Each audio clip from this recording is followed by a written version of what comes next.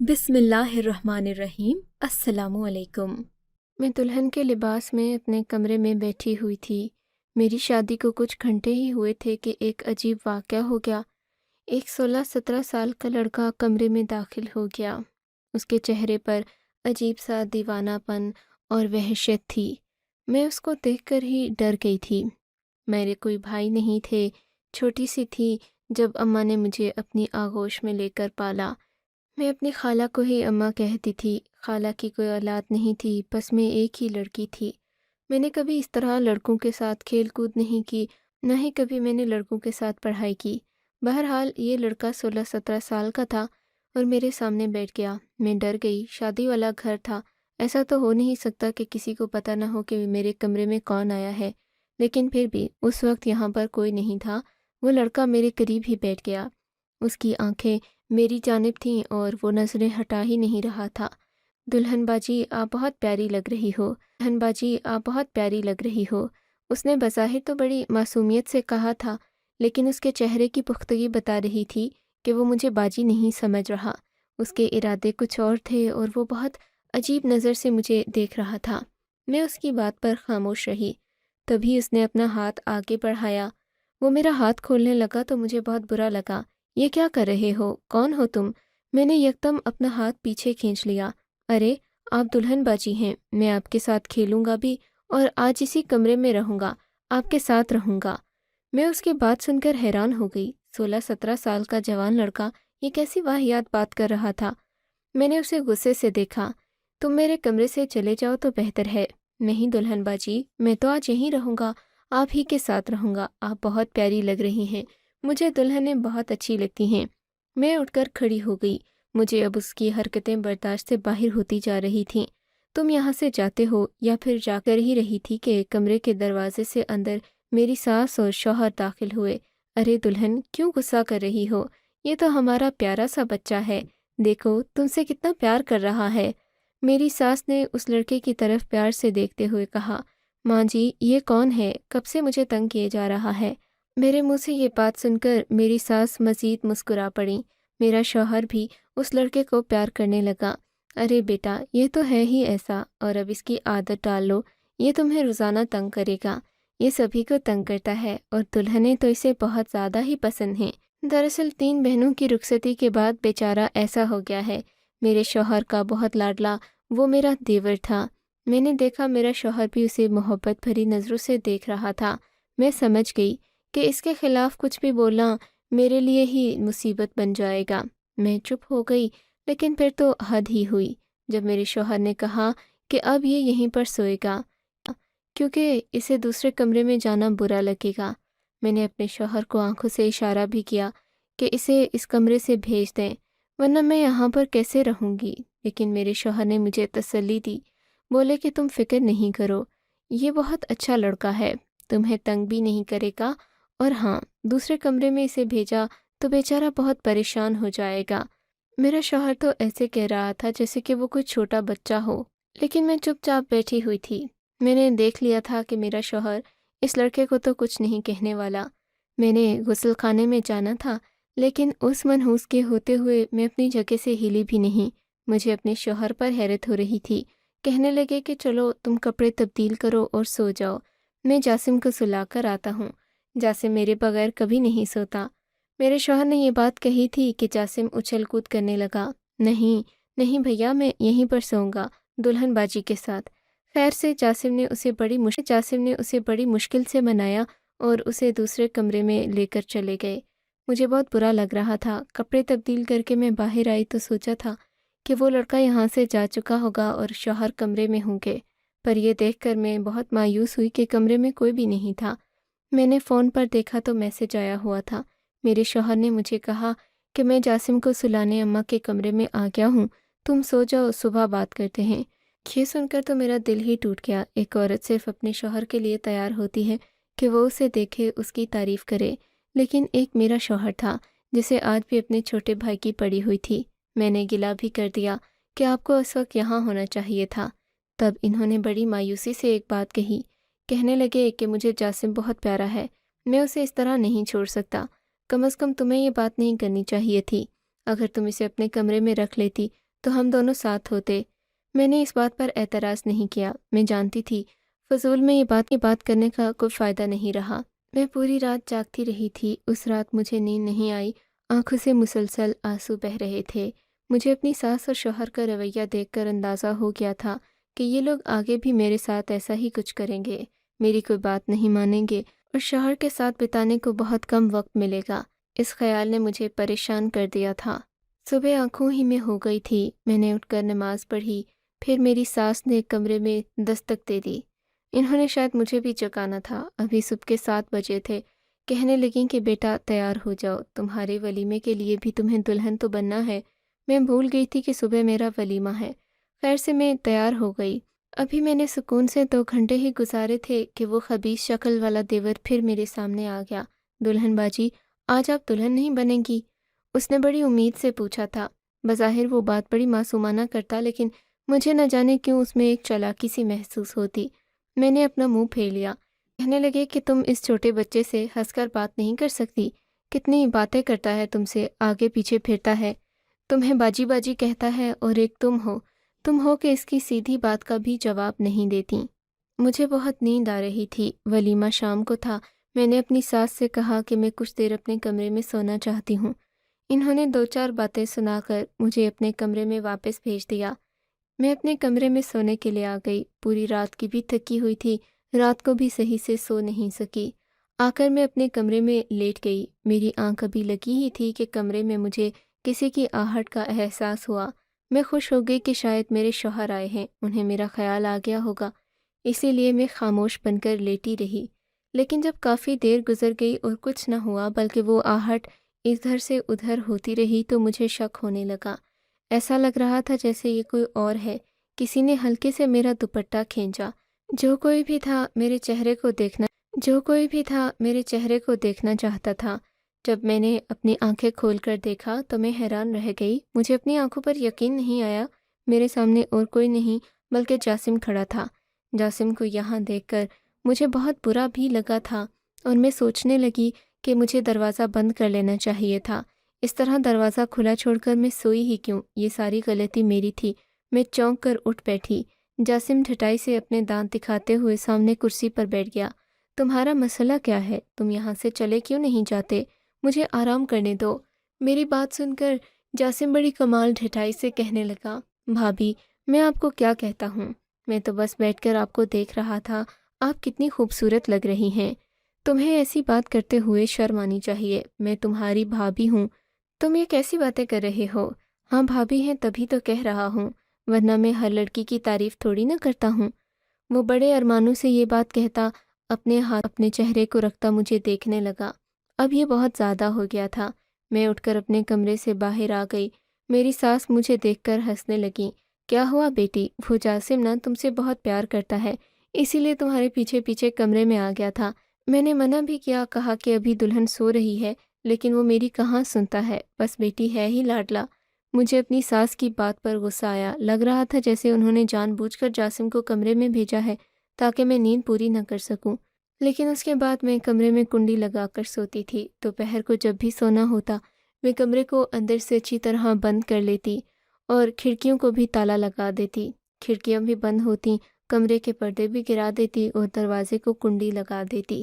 لیکن پھر ایک اور عجیب واقعہ ہو گیا۔ اب میں اپنے دیور سے کھنچی کھنچی رہنے لگی۔ میں اس سے کوئی بھی بات چیت نہ کرتی۔ وہ تو میرے قریب آنے مجھ سے باتیں کرنے کی بھرپور کوشش کرتا، لیکن میں اسے دور دور رہتی تھی۔ پھر ایک بیٹھے ہوئے تھے، میں نے دیکھا میرا دیور وہاں نہیں تھا۔ میری ساس کہنے لگی کہ وہ ناراض ہو گیا ہے۔ میرے شوہر نے روٹ کر میری طرف دیکھا، وہ بہت غصے میں لگ رہے تھے، اسی کی وجہ سے ناراض ہوا ہوگا۔ یہ تو اس کو بالکل منہ ہی نہیں لگاتی، جیسے وہ کوئی گلی محلے کا غنڈہ ہو۔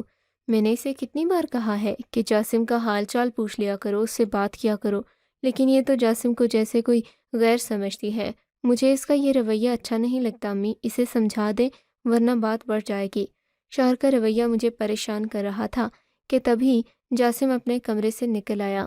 میں نے دیکھا وہ بہت خوش لگ رہا تھا، ہم سب کے قریب آ کر بیٹھ گیا اور پھر میری ساتھ والی کرسی پر بیٹھ کر بولا، بھابھی مجھے پتہ ہے آپ مجھ سے بات نہیں کرتی، آپ کو لگتا ہے کہ آپ کا دیور بہت چھوٹا ہے، لیکن میں آپ کے لیے آج ایک ایسا تحفہ لے کر آیا ہوں کہ آپ اسے دیکھ کر خوش ہو جائیں گی، پھر آپ مجھ سے ہر بات کریں گی۔ پھر اس نے ایک بڑا سا تھیلا کھولا۔ اس تھیلے میں بہت خوبصورت ریشمی کپڑوں کا جوڑا تھا۔ کپڑے کی قیمت کم سے کم بھی 10 سے 15,000 تھی۔ اس جوڑے کو دیکھ کر میری آنکھیں پھیل گئیں۔ میں سوچنے لگی کہ یہ لڑکا اتنا مہنگا تحفہ کہاں سے لے کر آیا۔ تبھی اس نے ایک اور انکشاف کیا، کہنے لگا، بھابھی یہ پیسے کسی اور سے نہیں لیے میں نے، میری اپنی محنت کی کمائی کے ہیں۔ ساس بھی اسے حیرت سے دیکھ رہی تھی۔ اے جاسم، تو نے میرے پیسے تو نہیں چوری کیے؟ نہیں اماں، میں آپ کے پیسے کیوں چوری کروں گا؟ آپ کا بیٹا کوئی عام تھوڑی نہ ہے، میں بھی تو پیسے کما سکتا ہوں، میں جہاں سے مرضی کماؤں۔ آپ کو یہ نہیں سوچنا چاہیے۔ آپ یہ دیکھیں کہ میں بھابھی کے لیے کتنا پیارا تحفہ لے کر آیا ہوں۔ یہ دیکھ کر میری تو جان نکل گئی تھی۔ میرے شوہر کو بھی برا لگا، کہنے لگے، جاسم مجھے سچ سچ بتا دو کہ تم نے یہ تحفہ کہاں سے خریدا ہے، کہیں تم نے کسی دکان میں کوئی چوری تو نہیں کی؟ جاسم یہ سن کر رونے لگا۔ بھائی آپ کیسی باتیں کر رہے ہیں؟ میں آپ کو ایسا لگتا ہوں؟ میں چور نہیں ہوں، میں نے آج تک گھر سے کوئی چیز نہیں اٹھائی تو باہر سے کیوں اٹھاؤں گا؟ آپ کو کم از کم اپنے چھوٹے بھائی کے بارے میں اتنا تو سوچ لینا چاہیے۔ جاسم کو روتا دیکھ کر میرے شوہر میز سے اٹھ گئے اور اسے سمجھانے لگے کہ ایسی کوئی بات نہیں، میں تم پر مکمل بھروسہ کرتا ہوں، لیکن بس پریشان ہوتا ہوں کہ کہیں تم کوئی چیز وغیرہ اٹھا کر مصیبت میں نہ پڑ جاؤ، اور ہمیں تحفہ دینے کی ضرورت نہیں ہے، ہمارے پاس اللہ کا دیا سب کچھ ہے۔ میرے شوہر نے اس کے بعد مجھ پر پابندی لگا دی، کہنے لگے کہ اب تم جاسم سے روزانہ باتیں کیا کرو، یہ نہ ہو کہ تمہاری توجہ جیتنے کی خاطر وہ کسی غلط کام میں پڑ جائے۔ آج وہ تمہارے لیے مہنگا تحفہ نہ جانے کہاں سے لے کر آ گیا، کل کو اگر وہ کوئی اور چیز چوری کرنے سونے کی دکان پر چلا گیا تو کیا ہوگا؟ اب مجھے دیکھنا پڑے گا کہ یہ تحفہ کہاں سے لے کر آیا ہے۔ ایسا نہ ہو کہ واقعی میں کسی دکان سے لایا ہو۔ میں اپنے بھائی کو ذلیل ہوتا نہیں دیکھ سکتا، یہ ہم سب کا بہت لاڈلا ہے۔ میرے شوہر کی یہ بات سن کر مجھے مزید الجھن ہونے لگی تھی۔ اب میں کیا کرتی؟ میں نے دل میں سوچ لیا کہ آئندہ میں خاموش رہوں گی۔ شوہر نے مجھے سختی سے کہا تھا، اگر جاسم میرے کمرے میں آئے تو میں اسے منع نہیں کروں گی، اور اگر اس کی طرف سے کوئی بھی غلطی ہوگی تو اس کے ذمہ دار میرے شوہر ہوں گے۔ اسی وجہ سے شام کے وقت جاسم میرے کمرے میں آ گیا۔ مجھے دیکھتے ہی کھل اٹھا، بھابھی اب آپ مجھ سے ناراض تو نہیں ہیں نا؟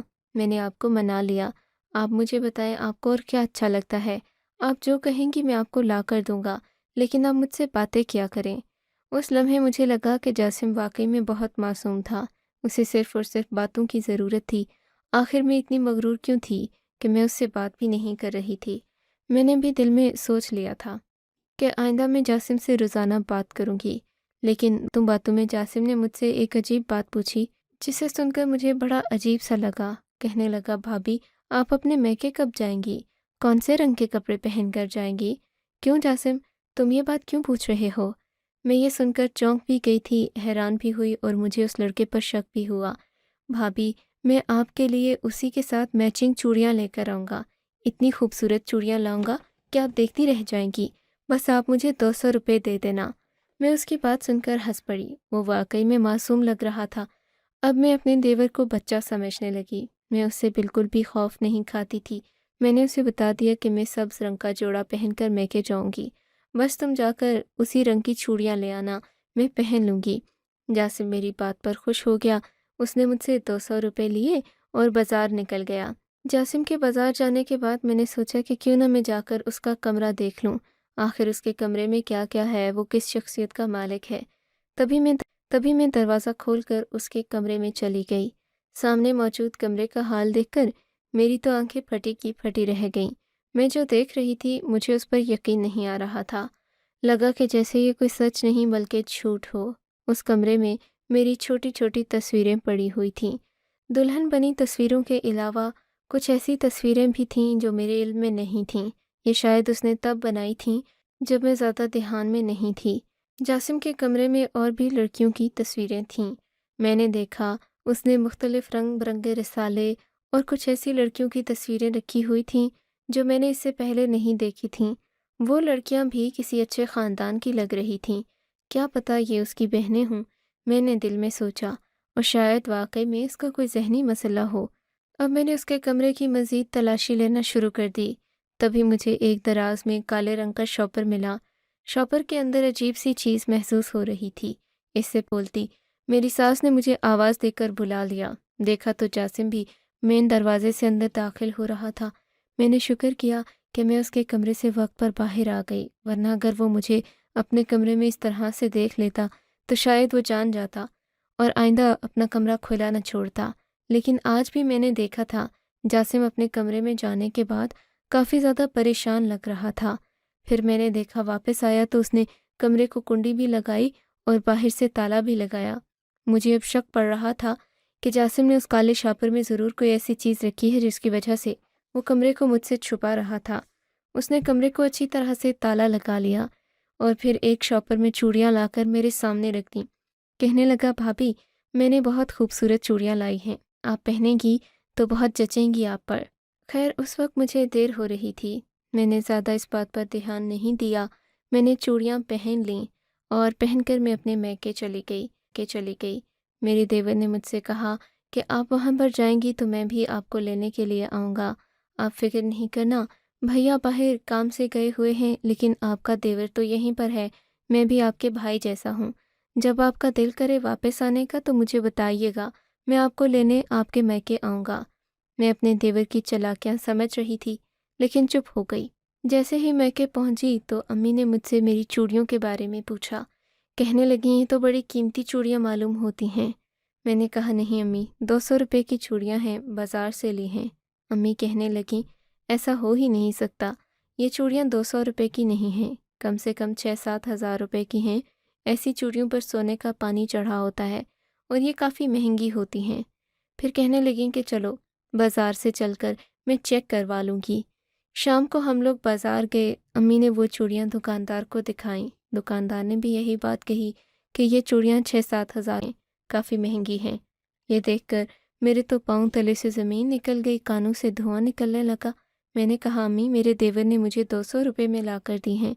امی بھی حیران تھیں، کہنے لگیں کہ نہیں، تمہیں ضرور کوئی غلط فہمی ہوئی ہے، تمہارا دیور اس سے پہلے تمہیں 15,000 کا جوڑا لا کر دے چکا ہے اور اب یہ 7-8 ہزار کی چوڑیاں، مجھے تو کچھ گڑبڑ محسوس ہو رہی ہے۔ میں نے کہا امی میں کیا کروں، میرا شوہر تو کہتا ہے کہ دیور تمہارے بھائیوں جیسا ہے، اس لیے اس کے ساتھ بنا کر رکھو اور کبھی بھی اس کا دل نہیں توڑنا، وہ چھوٹا بچہ ہے۔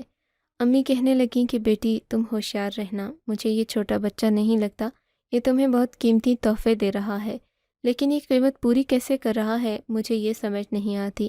مرد کوئی چیز کبھی مفت نہیں دیتا، ضرور اس کے پیچھے اس کا کوئی نہ کوئی فائدہ ہوگا۔ تم ہمت کرو، اپنے شوہر سے بات کرو، اسے کہو کہ تمہیں اپنے دیور کے ساتھ کوئی بھروسہ نہیں ہے۔ لیکن میں جانتی تھی کہ یقین نہیں کرے گا، سو اماں کی بات بھی رکھ لی اور یہ بات اپنے دل میں ہی دبا لی۔ اگلے دن گھر پہنچی تو میرے دیور صاحب نے ایک اور فرمائش کر دی، بھابھی آج میرا دل کر رہا ہے کہ آپ لال جوڑا پہنیں، آپ دلہن لگتی ہیں نا اس میں۔ میں دیور کی بات سن کر چپ ہو گئی۔ میں اب اس کی باتوں سے پریشان ہوتی تھی لیکن جواب نہیں دیتی تھی۔ بھابھی بتائیں نا، اماں بھابھی سے کہے نا لال رنگ کا جوڑا پہنے، بھابھی آپ لال رنگ کا جوڑا پہنے۔ دیور نے میرا ہاتھ پکڑ لیا، میں نے غصے سے اپنا ہاتھ چھڑایا اور بولی میں صرف اپنے شوہر کی پسند پر کوئی بھی رنگ پہنتی ہوں، تم مجھے یہ بتانے والے کون ہوتے ہو؟ میری بات سن کر میری ساس نے مجھے دیکھا اور کہنے لگیں بیٹا تمہارے شوہر کو لال رنگ ضرور پسند آئے گا، ویسے بھی جاسم کہہ رہا ہے تو پہن لو، اس بیچارے کی خوشی بھی تو دیکھا کرو، معصوم سا ہے۔ میری ساس تو یہ کہہ کر خاموش ہو گئی تھیں، لیکن میں نے سوچ لیا تھا کہ آئندہ میں اپنے دیور کا راز جان کر رہوں گی۔ اسی رات ایک عجیب واقعہ ہوا۔ جاسم نے مجھ سے چھت پر جانے کی ضد کی، کہنے لگا چھت پر تازہ ہوا کھانے چلتے ہیں۔ میں بھی اس کے ساتھ ساتھ چل پڑی، لیکن تھوڑی دیر کے بعد جاسم چھت سے نیچے چلا گیا اور پھر میں نے جو دیکھا میری سمجھ سے باہر تھا۔ پچھلی دیوار سے ایک آدمی چھلانگ لگا کر ہماری چھت پر آیا۔ میں چیخ مارتے ہوئے وہاں سے بھاگی اور بھاگتے ہوئے نیچے آ گئی۔ میرے شوہر ابھی ابھی گھر آئے تھے، کہنے لگے کیا ہوا؟ میں نے کہا چھت پر کوئی آدمی تھا۔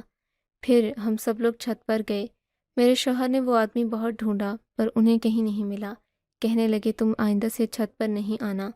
میرا دیور چپ بیٹھا تھا، لگتا تھا جیسے اسے کوئی بات بری لگی ہو۔ بھابھی آپ خواہ ڈر جاتی ہیں، کیا پتہ کوئی پڑوسی ہوا ہو، ادھر سے ادھر جا رہا ہو۔ آپ کو ڈرنا نہیں چاہیے۔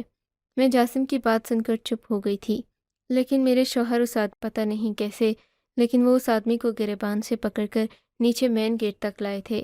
شاید دوسری چھت سے کھینچ کر لائے ہوں، مجھے نہیں پتا، لیکن وہ آدمی بڑا ہی غصے میں لگ رہا تھا، بجائے شرمندہ ہونے کے۔ وہ سخت غصے میں تھا اور اس کا چہرہ لال ہو چکا تھا۔